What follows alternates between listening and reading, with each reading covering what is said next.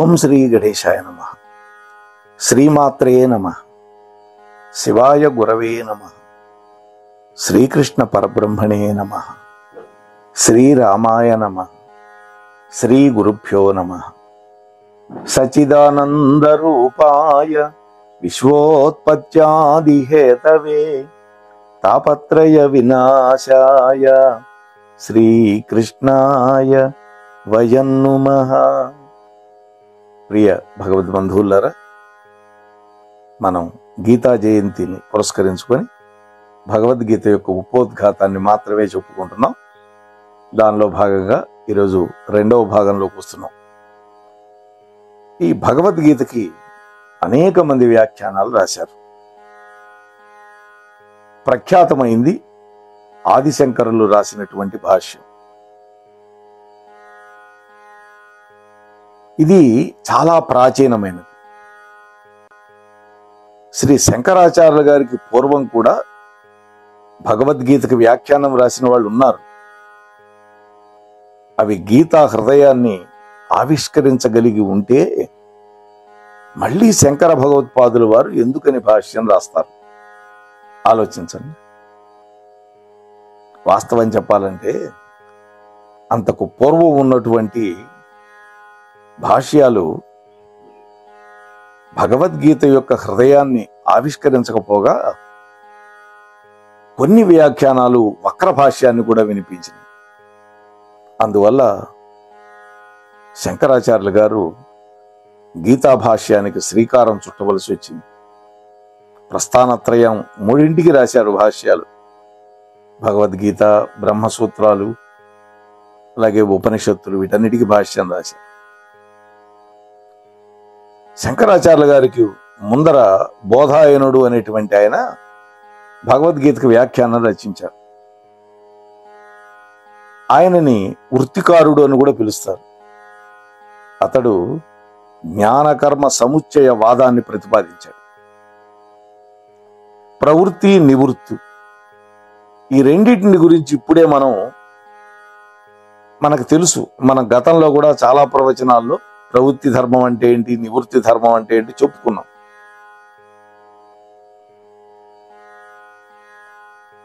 ప్రస్తుతం మనం చూచినంత వరకు కర్మయోగం, జ్ఞానయోగం, ఈ రెండింటి మధ్య సాధన సాధ్య సంబంధాన్ని మనం చూడగలుగుతాం. అంటే జ్ఞానం ద్వారానే మోక్షం ప్రాప్తిస్తుంది. మోక్షానికి జ్ఞానమే సాధనం. జ్ఞానమేవ సాధనం. జ్ఞానప్రాప్తికి అంతఃకరణ శుద్ధి కావాలి. దానికి కర్మయోగం మనకి సహకరిస్తుంది, ఉపయోగపడుతుంది. ఒక వృత్తికారుడు ప్రతిపాదించేటటువంటి జ్ఞానకర్మ సముచ్చయం ఒక విచిత్రమైనటువంటి వాదం లేవదీస్తుంది. కర్మ, జ్ఞానం కలిసే మోక్షాన్ని ఇస్తాయి అనేది బోధాయనుడి యొక్క అభిప్రాయం. శంకర భగవత్పాదుల కంటే ముందు వారు జ్ఞానకర్మలు రెండింటినీ ఒకే మనిషి ఒకే కాలంలో ఆచరించడం సాధ్యమవుతుందా? కాదు. కారణం ఏంటి? అవి గతి స్థితులలాగా పరస్పర విరుద్ధమైనవి. గతి అంటే కదిలేది, స్థితి అంటే స్థిరంగా ఉండేది. ఎట్లా కుదురుతుంది రెండింటికి లంగర్? ఒకే కాలంలో ఒకే వ్యక్తి నడవాలి, నడవకుండా ఉండాలి అంటే కుదురుతుందా? ఆలోచించండి. ఇదే గతి స్థితి. ఇంత అశాస్త్రీయమైన విషయం ఆ వృత్తికారుడికి వంట పట్టింది. పోని అది అతని అభిప్రాయం అని సరిపెట్టుకుందామంటే అదే గీతా హృదయం అని వ్యాఖ్యానిస్తూ భగవద్గీతకి జ్ఞానకర్మ సముచ్చయ వాదాన్ని అంటగట్టాడు. ఒక వృత్తికారుని యొక్క మతాన్ని గీతా భాష్యంలో అనేక చోట్ల నామ ప్రసక్తి లేకుండా శంకరాచార్యులు గారు నిశితంగా విమర్శించి ఖండించారు. ఈ గీతా శాస్త్రం సమస్త వేదార్థసార సంగ్రహభూతమై ఉన్నందువల్ల దాని యొక్క అర్థాన్ని యథాతథంగా గ్రహించటం అనేది సులభ సాధ్యం కాదు. అంటే భాష్య గ్రంథాలు చదివితేనే భగవద్గీత అర్థమవుతుంది. ఉండేది 700 శ్లోకాలు. కానీ 1000 పేజీల్లో రాసిన వాళ్ళు ఉన్నారు వ్యాఖ్యానం. చాలా కష్టమైనటువంటి పని అంటూ భాష్య పీఠికలోనే శంకరాచార్యులు గారు వ్యాఖ్యానించారు. ఎన్నో వ్యాఖ్యానాలు ఉన్నా కూడా అవి విరుద్ధ భావాలను వ్యక్తం చేయటం వల్ల వాటిని చదివే వాళ్ళు విరుద్ధమైన భావాలను గ్రహించడమే కాకుండా ఆ విరుద్ధ భావాలు భగవద్గీతలోనే ఉన్నాయి అంటారు అని ఇవన్నీ విన్నటువంటి శంకర భగవత్పాదులు ఈ విరుద్ధార్థ గ్రహణాన్ని నివారించటానికి, స్పష్టమైన అర్థాన్ని రుజుమార్గంలో అందించటానికి భాష్యాన్ని రాయవలసి వచ్చింది. ఈ విషయం వారే స్పష్టంగా చెప్పారు పీఠికలో.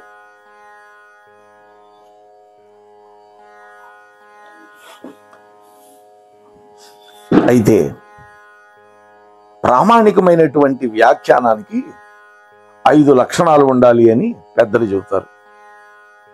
ఒకటి పదచ్ఛేదం, అంటే పదాలను విడగొట్టడం. రెండోది పదార్థోక్తి, అంటే పదముల యొక్క అర్థం చెప్పడం. ఆ సందర్భంలో ఏ అర్థంలో వాడారో అది చెప్పాలి. మూడోది విగ్రహం, అంటే సమాసగత పదాలను విడదీసి అర్థం చెప్పడం, విగ్రహ వాక్యం ఇవ్వడం. నాలుగోది వాక్య యోజనం, అంటే వాక్యానికి సుస్పష్టంగా అర్థం చెప్పడం. ఐదోది ఆక్షేపస్య సమాధానం, అంటే ఆక్షేపాలకి సమాధానం చెప్పడం. ఈ 5 లక్షణాలు ఉన్నప్పుడే ఒక వ్యాఖ్యానం ప్రామాణికం అవుతుంది. అటువంటి వ్యాఖ్యానాన్ని ఆప్త ప్రణీతంగా విజ్ఞులైన వాళ్ళు గ్రహించాలి, గ్రహిస్తారు కూడా. ఇక మన భగవద్గీత విషయానికి వస్తే మూల గ్రంథం సమస్త వేదార్థ సార సంగ్రహభూతమైనది. అందువల్ల అది అర్థం చేసుకోవటానికి కష్టసాధ్యంగా ఉంటుంది. అందుకని వ్యాఖ్యానం అవసరం. శంకరాచార్యుల గారికి ముందు వ్యాఖ్యానకర్తలు భగవద్గీతను వ్యాఖ్యానం చేసినప్పటికీ ఆచార్యులు గారు భాష్యాన్ని అందించారు అంటే పూర్వ వ్యాఖ్యానాలు పంచలక్షణయుతంగా లేవా, లేకపోతే వ్యాఖ్యాన లక్షణాలను మర్చిపోయారా? కాదు, వారు కూడా వ్యాఖ్యాన లక్షణాలను అనుసరించే రాశారు. ఈ విషయాన్ని భాష్యంలో శంకరాచార్యులు గారు అంగీకరించారు కూడా. అయినా శంకరాచార్యులు గారు భాష్యం రాయాల్సి వచ్చింది.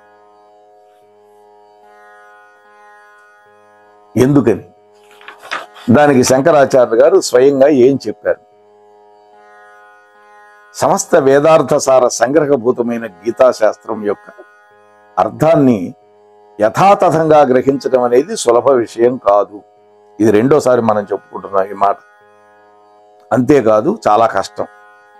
అందువల్ల పంచలక్షణ వ్యాఖ్యానమైనటువంటి న్యాయాన్ని అనుసరిస్తూ పదచ్ఛేదం, పదార్థోక్తి, విగ్రహము, వాక్యార్థము, ఆక్షేపము, వీటికి సమాధానాలు ఇస్తూ కొంతమంది వ్యాఖ్యానం చేశారు. అయినప్పటికీ ఆ వ్యాఖ్యానాలు విరుద్ధమైనటువంటి అనేక అర్థాలతో కూడి ఉన్నందువల్ల సక్రమమైనటువంటి జ్ఞానం లేని వాళ్ళు ఆ విరుద్ధమైన అర్థాలను నిజమని భ్రమించి గీతలో చెప్పినటువంటి భావాలు పరస్పర వైరుధ్యంతో ఉన్నాయి అని చెప్పుకుంటూ ఉంటారు. ఈ మాటలు శంకరాచార్యులు గారి చెవిన పడ్డాయి. ఇది మూల విషయానికి సంబంధించిన అర్థాన్ని సుస్పష్టం చేయడంలోనే వ్యాఖ్యానం యొక్క ప్రాధాన్యత ఉంటుంది.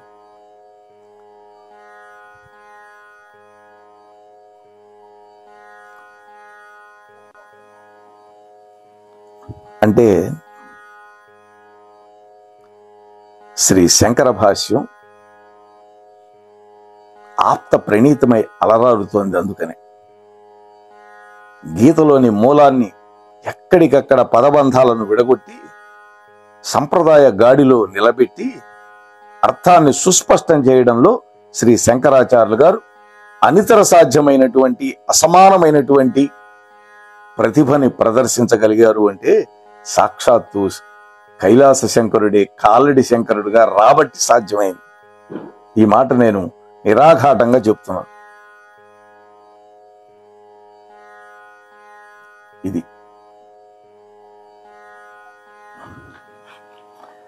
ఆచార్య శ్రేష్ఠులైనటువంటి శ్రీ శంకర భగవత్పాదులు ధర్మద్వయ రూపంలో శోభించేటటువంటి గీతాశాస్త్రం మోక్షం అనేటువంటి ముఖ్య ప్రయోజనాన్ని కలిగి వాసుదేవ పరబ్రహ్మాన్ని ప్రధానంగా ప్రతిపాదిస్తూ ఉన్నందువల్ల ఈ గీతాశాస్త్రం యొక్క యథార్థ జ్ఞానం గనక మానవులకు లభిస్తే అప్పుడు సర్వ పురుషార్థాలు సిద్ధిస్తాయి అనేటువంటి ఒక సత్య సంకల్పంతో గీతాశాస్త్రానికి వ్యాఖ్యానాన్ని అందిస్తున్నట్టు తన యొక్క ఉపక్రమణికలో చివరి వాక్యంలో తమ యొక్క మనస్సులోని మాటను సుస్పష్టం చేశారు శంకరాచార్య గారు. అంటే గీతాశాస్త్ర జ్ఞానం సమస్త పురుషార్థ సిద్ధిప్రదం. ఆ కారణంగా సాగినటువంటి ప్రయత్నమే నా ఈ వివరణ అన్నారు ఆచార్యులు గారు. అంటే మోక్ష ప్రయోజనం ప్రధానమైంది కాబట్టి మానవుడికి సంప్రదాయాన్ని అనుసరించి గీతాశాస్త్రం అనుబంధ చతుష్టయంతో శోభించాలి. విషయ ప్రయోజన సంబంధించినటువంటి అధికారులు కలిగి ఉండాలి. అప్పుడే శాస్త్రం వ్యాఖ్యానానికి యోగ్యం అవుతుంది. అంటే మొట్టమొదటిది విషయం. ఇక్కడ ప్రతిపాద్య విషయం వాసుదేవుడు అనేటువంటి పేరు కలిగినటువంటి పరబ్రహ్మం. పరబ్రహ్మమే అభిధేయము లేదా విషయము, ప్రతిపాదింపబడ్డ విషయం. వాసుదేవాఖ్యం పరబ్రహ్మ అభిధేయభూతం అన్నారు సంస్కృతంలో. రెండోది సంబంధం. మోక్ష రూపమైనటువంటి ఫలానికి గీతాశాస్త్రానికి ధర్మద్వయం ద్వారా, ధర్మద్వయం అంటే ఏంటి? ప్రవృత్తి ధర్మం, నివృత్తి ధర్మం. ఈ రెండు రూపాలలో కర్మ జ్ఞానాలని సాధ్యాసాధన సంబంధం చేయటం అనేది మంచిది. అదే విషయం ప్రతిపాదించారు శంకరాచార్య గారు. ఇక అధికారి పరమ పురుషార్థమైనటువంటి మోక్షాన్ని ఆర్జించటానికి ప్రయత్నించే జిజ్ఞాసువే అధికారి. చూసారా? అంటే మనమంతా అధికారులమే. వాడే ముముక్షువు అనబడతాడు. ఇక ప్రయోజనం, గీతాశాస్త్రానికి అంతిమ ప్రయోజనం ఏంటంటే మోక్ష సంపాదనే. ఇంకా అంతకంటే లేదు. అదే కదా అందరికీ గమ్యస్థానం. ఈ విధంగా విషయ ప్రయోజన సంబంధాధికారులని అనుబంధ చతుష్టయంగా కలిగి ఉన్నందున గీతాశాస్త్రం అనేది సంప్రదాయ సిద్ధమై వ్యాఖ్యాన యోగ్యతని అద్భుతంగా సంతరించుకుంది. అనేక మంది వ్యాఖ్యానం చేశారు.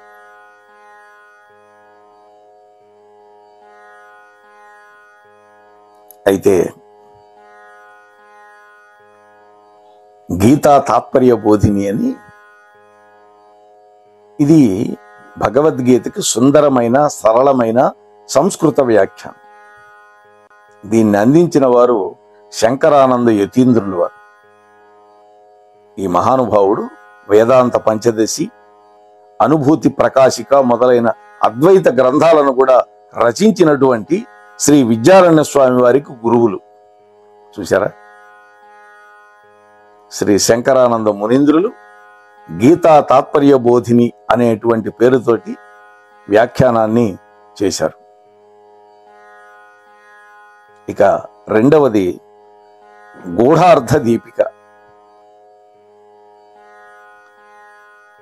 ఇది కూడా సుప్రసిద్ధమైన వ్యాఖ్యానమే, విశిష్టమైనదే. దీని వ్యాఖ్యాత శ్రీ మధుసూదన సరస్వతి స్వామి. శంకరాచార్యుల స్వామి వారి భాష్యాన్ని అనుకరిస్తూ వీరి యొక్క వ్యాఖ్యానం సాగుతుంది. వేదం ఏ విధంగా కాండత్రయాత్మకంగా ఉంటుందో భగవద్గీత కూడా కర్మ, భక్తి, జ్ఞానకర్మంలో కాండత్రయంగా శోభిస్తుంది. అంటే వేదానికి ప్రతిరూపమై భాసిస్తూ ఉంటుందని వ్యాఖ్యానించారు మధుసూదన సరస్వతి. శ్రీ శంకరాచార్యులు గారు భక్తిని స్పృశించకుండా జ్ఞానపరంగానే వ్యాఖ్యానాన్ని నడిపితే, మధుసూదన సరస్వతి వారు భక్తిని స్పృశించకుండా వ్యాఖ్యానాన్ని సాగించలేరు అన్నాడు. ఇదే వీళ్ళిద్దరి వ్యాఖ్యానాల్లో మనకి స్పష్టంగా కనిపించేటటువంటి తేడా. అద్వైత సిద్ధి అనేటువంటి అద్భుతమైనటువంటి అద్వైత గ్రంథం శ్రీ మధుసూదన సరస్వతుల వారి యొక్క రచనే. వీరు గొప్ప కృష్ణ భక్తులు. వీరిలో భక్తి జ్ఞానం రెండు కూడా అపూర్వమైనటువంటి సమ్మేళనంగా కనిపిస్తుంది. ఇక మూడో వ్యాఖ్యానం సుబోధిని వ్యాఖ్య. ఇది శ్రీధర స్వామి రచించిన వ్యాఖ్యానం. భక్తిభావ బంధురమైనటువంటి ఈ శ్రీధర స్వామి యొక్క సుబోధిని వ్యాఖ్య ప్రసన్నంగా సాగుతుంది. భాష్యకారుల అభిప్రాయాలతో పాటుగా భాష్య వ్యాఖ్యాతల భావాలను కూడా శిరస్సున దాల్చి తన యొక్క గీతా వ్యాఖ్యానాన్ని రచిస్తున్నట్టుగా ఈ శ్రీధర స్వామి గారు ఉపక్రమణికలోని చెప్పారు, అంటే ఉపోద్ఘాతంలో చెప్పారు. లక్ష్మీ సమేతుడైనటువంటి శ్రీ మహావిష్ణువుని, పార్వతీనాథుడైనటువంటి విశ్వేశ్వరుణ్ణి ఇద్దరిని భక్తితో నమస్కరించి ఆ విధమైనటువంటి భక్తితోటి ప్రేరణ పొందిన వాడై ఈ సుబోధిని గీతా వ్యాఖ్యానాన్ని రచిస్తున్నట్టుగా ఆయన తన ప్రార్థనా శ్లోకాల్లో చెప్పారు. అంటే శివకేశవుల మధ్య అభేదం అనేది దర్శనీయము అని స్పష్టం చేశారు.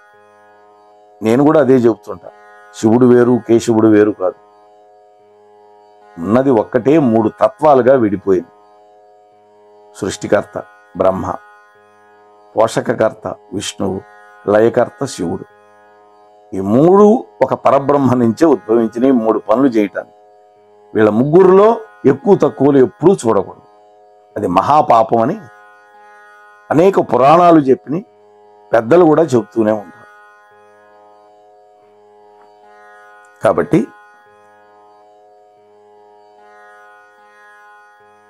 భక్తి వల్ల భగవంతుడి యొక్క అనుగ్రహం ప్రాప్తిస్తుంది. భక్తి వల్ల భగవంతుడి యొక్క అనుగ్రహం వల్ల కలిగినటువంటి ఆత్మజ్ఞానంతో సుఖంగా మనకి బంధ విముక్తి కలుగుతుంది, అంటే మోక్ష ప్రాప్తి కలుగుతుంది. ఇదే గీతార్థ సంగ్రహం అని తన అభిప్రాయాన్ని ఈ సుబోధిని వ్యాఖ్యానంలో తేటతెల్లం చేశారు శ్రీధర స్వామి. అంటే భగవంతుడి పట్ల భక్తి కలిగే వాడికి భగవంతుడి యొక్క అనుగ్రహంతో ప్రాప్తించిన ఆత్మజ్ఞానం వల్ల సుఖంగా బంధ విముక్తి కలుగుతుంది. ఇది శ్రీధర స్వామి అభిప్రాయం. ఇక నాలుగోది భారత భావదీపం. శివాద్వైతులైనటువంటి శ్రీ నీలకంఠ దీక్షితుల వారు రచించినటువంటి వ్యాఖ్యానం ఇది. భారత భావదీపము అని పిలుస్తారు. ప్రామాణికంగా సాగినటువంటి వీరి వ్యాఖ్యానం భావగర్భితంగా సాగడమే కాకుండా అవసరాన్ని దృష్టిలో పెట్టుకొని నిర్హేతుకమైనటువంటి సిద్ధాంతాలను సున్నితంగా తిరస్కరిస్తూ సాగుతుంది. అంటే హేతువు లేనటువంటి సిద్ధాంతాలని తిరస్కరించారు. ఉదాహరణకు 2వ అధ్యాయం 13వ శ్లోకం ఉంది. దేహినోస్మిన్ యథాదేహి కౌమారే యవ్వనంజర ఉంది కదా అనే శ్లోకానికి వ్యాఖ్యానం చేస్తూ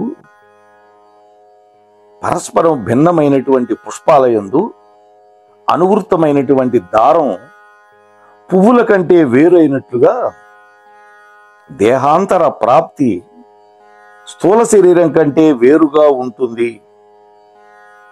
వేరుగా ఉన్నటువంటి స్థూల అనుకారులగినటువంటి సూక్ష్మ దేహాలు జీవుడికి సంభవిస్తాయి అనే విషయాన్ని విస్తారంగా చెబుతూ అనిత్యములు అవిభులు అయినటువంటి శరీరాదులకి ఆత్మతత్వం సంభవించటం అసంభవం కాబట్టి చార్వాకాది మతాలు నిరస్తరంగా అవి నిర్ధారణ చేశాయి అని వ్యాఖ్యానించారు. ఇక 5వ వ్యాఖ్యానం పరమార్థ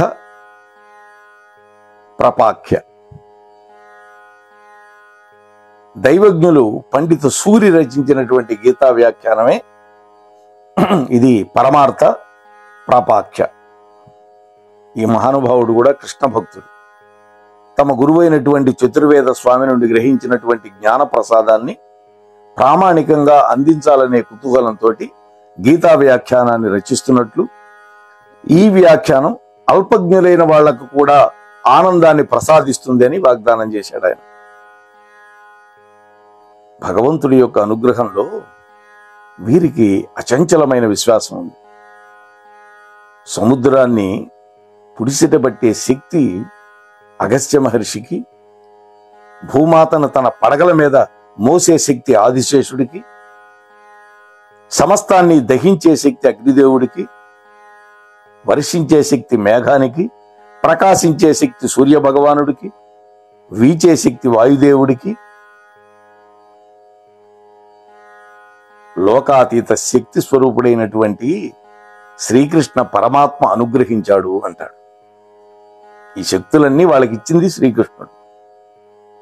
ఆ దివ్యాత్ముడైన యశోదా కిశోరుడే తనలో అంతర్యామిగా అతి సమీపంగా సర్వోత్కృష్టంగా ప్రకాశిస్తూ తన చేత ఈ గీతా వ్యాఖ్యానాన్ని వ్రాయిస్తున్నాడు అని నివేదించుకున్నాడు.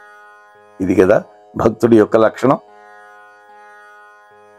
పండిత సూరి గీతా వ్యాఖ్యానంలో పరమార్థ ప్రాపాఖ్య కూడా తనకంటూ ఒక స్థానాన్ని పదిలం చేసుకుంది. ఇవన్నీ కూడా అద్వైత పరంగా సాగిన వ్యాఖ్యానాలే. ఇవే కాకుండా మరెన్నో చెప్పుకోదగిన గీతా వ్యాఖ్యానాలు అసంఖ్యాకంగా ఉన్నాయి. ఆచార్యుల వారి భాష్యానికి ఆచార్యుల వారి శిష్యులలో ఒకడైనటువంటి ఆనందగిరి ఒక టీకాను రచించారు. ఇది శ్రీ శంకర భాష్యానికి ఒక వివరణలాగా సాగుతుంది. అదే గీతా భాష్య వివేచనము, ఆనందగిరి రాసినటువంటి టీకా. అలాగే మధుసూదన సరస్వతి స్వామి రచించినటువంటి గద్యాత్మకమైనటువంటి వచన రూపమైనటువంటి గూఢార్థ దీపికకి శ్రీ సదానంద యతీంద్రుల వారు పద్యాత్మకంగా ఒక వ్యాఖ్యానం రచించారు. దానిని గీతా భావ ప్రకాశం అని పేరు పెట్టారు. దీనిని కేవలం శ్రీకృష్ణ పరమాత్మ యొక్క చరణ కమల సేవగా రచించి భగవదర్పణం చేసినట్టు కూడా ఆయన చెప్పుకున్నారు. అంటే భగవద్గీత మీద వెలువడిన సంస్కృత వ్యాఖ్యానాల్లో భాష్యోత్కర్ష దీపిక కూడా ఒక ప్రధానమైంది. దీనిని ధనపతి సూరి అనేటువంటి ఆయన రచించాడు. సూరి అంటే పండితుడు అని అర్థం అన్నమాట. సర్వశాస్త్ర జ్ఞానఫలమైనటువంటి మోక్షం గీతా భక్తులకి అనాయాసంగా ప్రాప్తిస్తుంది అని ఫలశ్రుతి శ్లోకంలో రాశారు వీరు. నిష్కామ కర్మయోగులకి చిత్తశుద్ధి అనేది ఒక ఫలం.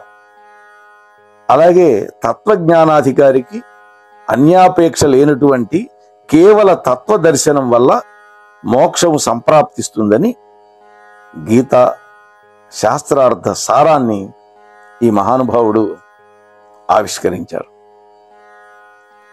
అలాగే శ్రీ బెల్లంకొండ రామరాయ కవి రచించినటువంటి భాషార్య ప్రకాశం, ఇది కూడా ఒక అద్భుతమైన అద్వైత వ్యాఖ్యానమే. వీరు కూడా సుమారు 125 సంవత్సరాల క్రితం గుంటూరు జిల్లా పమిడిపాడులో ఉండేవారట. వీరు ఆచార్యుల వారి లాగా చాలా తక్కువ కాలం జీవించారు. ఆచార్యులు గారు 32 ఏళ్లే జీవించింది. అంటే 38 సంవత్సరాలు మాత్రమే బతికారు. సుమారు 100కు పైగా సంస్కృత ఆంధ్రాలలో గ్రంథాలు రాశారు. అవన్నీ కూడా అద్భుతమైనవి. వీరి యొక్క పాండిత్య ప్రతిభను గుర్తించినటువంటి పండిత ప్రపంచం వీరిని అభినవ శంకరులోని కీర్తించింది. ముఖ్యంగా వీరి యొక్క గీతా వ్యాఖ్యానం జటిలంగా ఉన్నప్పటికీ కూడా రసవత్తరంగా ఆసక్తికరంగా సాగుతుంది. వీరి యొక్క భాష్యార్క ప్రకాశంలో గీతా వ్యాఖ్యానానికి ఎంత ప్రాధాన్యతనిచ్చారో విశిష్టాద్వైత ఆచార్యులైనటువంటి శ్రీమద్ రామానుజుల భాష్యాన్ని నిశితంగా విమర్శించడానికి కూడా అంతే ప్రాధాన్యత ఇచ్చారు. అట్లాగే శ్రీ వేదాంత దేశికులు అద్వైతంపై లేవనెత్తినటువంటి ఆక్షేపణలు కూడా తీవ్ర స్వరంతో ఖండించారు వీరు. ఈ మహానుభావుడు గొప్ప రామభక్తులు, అంతేకాదు హయగ్రీవ ఉపాసకులు. అయితే ఎన్నో భాష్యాలు, ఆ భాష్యాలని మనం అన్నీ చదవలేం. కానీ గీతా మకరందం మన కంటి ముందు ఉన్నది.